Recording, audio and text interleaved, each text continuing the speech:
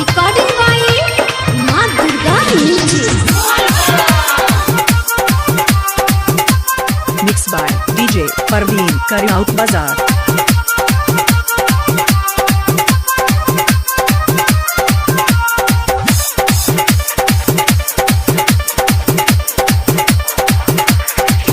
भोला गोरखी के संग येलो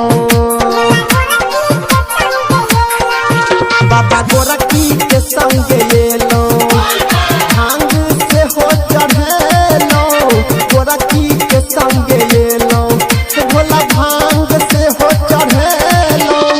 भेलै कोन गलती हमरा संग भेलै कोन गलती यो भोला रूबी के दोसर से शादी करेलो गोरखी के संग येलो भांग से हो चढ़ेलो गोरखी के संग येलो भेलै कोन गलती यो बाबा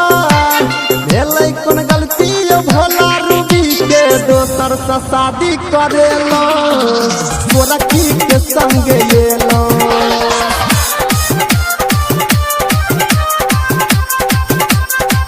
Mixed by DJ Parveen Karyaut Bazaar. DJ Parveen Karyaut Bazaar. Parveen Karyaut Bazaar.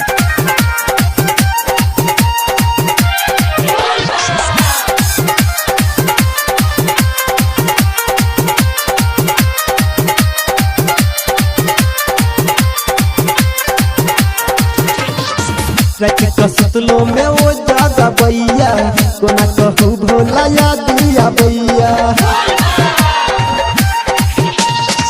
रच कसुतलो में वो ज्यादा बैया कोना कहू भोला या दिया बैया जिंदगिया दिल में कानत रहै छी सुन न बाबा ओकरे रास्ता तकै छी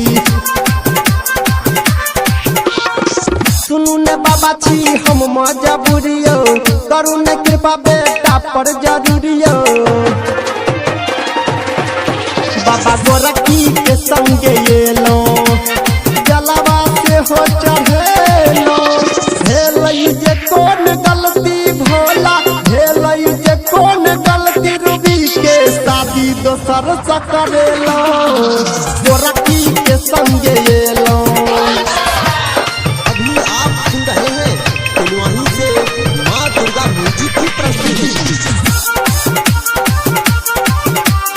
Mixed by DJ Parveen Karyaut Bazaar.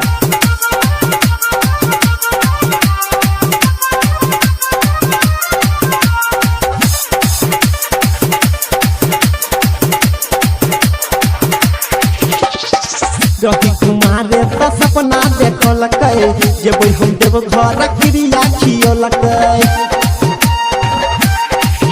हाँ रही कुमारे तो सपना देखलकै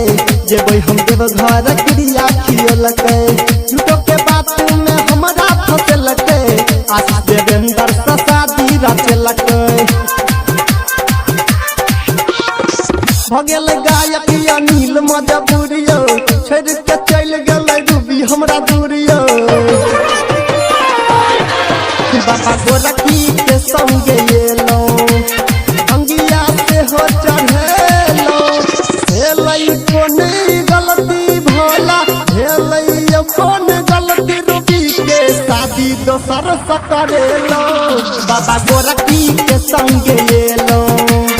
भांग धतुर चढ़ेलो बाबा गोरखी के संग येलो भंगिया धतुर चढ़ेलो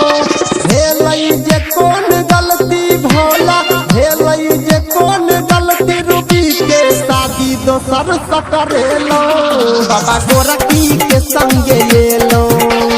भंगिया धतुर चढ़ेलो बाबा गोरखी के संग येलो भंगिया धतुर चढ़ेलो बाबा गोरखी के संग yellow Mixed by DJ Parveen Karyaut Bazaar.